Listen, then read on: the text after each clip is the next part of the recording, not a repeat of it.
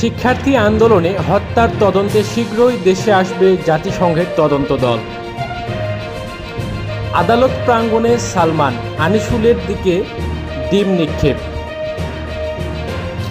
ভারতে শেখ হাসিনার অবস্থান, উভয় সংকটে নয়াদিল্লি। সালমান এফ রহমান, আনিসুল হকের 10 দিনের রিমান্ড মঞ্জুর।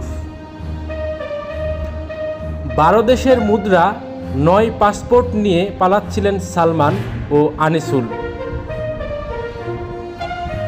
অর্থ পাচার প্রতিরোধে নির্ভয়ে কাজ করতে কর্মকর্তাদের নির্দেশ অর্থ উপদেষ্টার। আনিসুল হকের ব্যাংক অ্যাকাউন্ট জব্দ।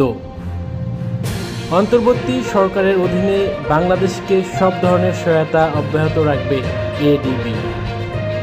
শেখ হাসিনার পতনের পর অর্থনীতি পুনর্গঠনে পোশাক শিল্পকে এগিয়ে আসার আহ্বান ডক্টর ইউনূসের।